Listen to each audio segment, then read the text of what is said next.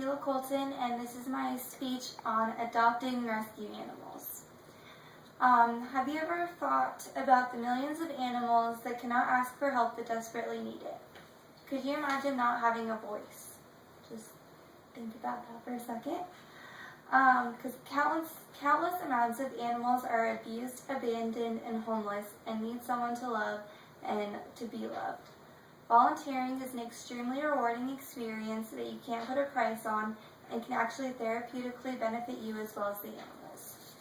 And then I found a poster with a dog's paw and a hand, and it says, "Don't breed or buy while homeless die.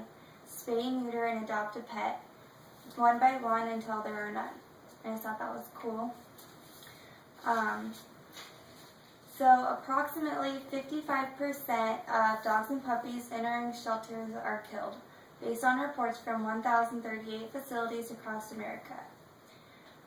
It's hard to see a solution when giving statistics like that. But by saying it, you know without a doubt that there is a serious problem. Every day, approximately 10,000 humans are born, and 70,000 cats and kittens are born. There isn't enough people to own all the shelter animals, so why are we encouraging new animals to be born into the world where an estimated 6 to 8 million cats and dogs are euthanized in shelters each year? Fortunately, there are several ways you can assist in bettering the lives of our furry friends. Volunteer at your local animal shelter, donate money to animal rights activist groups, or better yet, one of the most unselfish things you can do is adopt a shelter animal.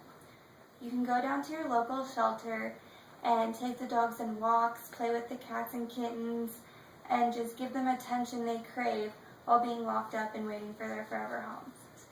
Interacting with people is so important for these animals to start trusting again, especially if they've been abused, and it also aids in depression from lack of contact.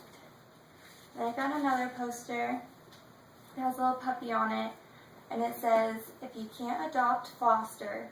If you can't foster, sponsor. If you can't sponsor, volunteer. If you can't volunteer, donate. If you can't donate, educate, network, and cross-point," which is what I'm doing, is I'm educating.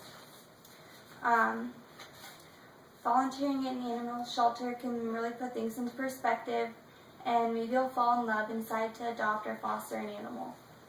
And I found out that approximately 25% of shelter animals are purebred, which means there's not really an excuse for, you can't say that all shelter animals are mutts, or that you won't adopt a shelter animal because you want a purebred, because 25% of them are purebred.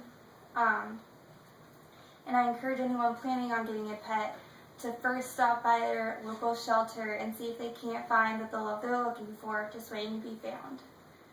The missing piece to your family could be waiting for you right now. As soon as I'm ready to commit to have a pet, I want to have a shelter animal. I want to save a life and give it all the love that I have and give it a great life. We have the power to step up and give a second chance at life to keep bringing life into the world just to be taken out. For if no one steps up, takes responsibility, and speaks for these poor innocent creatures, who will? And the last little saying I have on here that I found says, "Saving just one dog won't change the world, but surely the world will change for that one dog." That's my persuasive speech.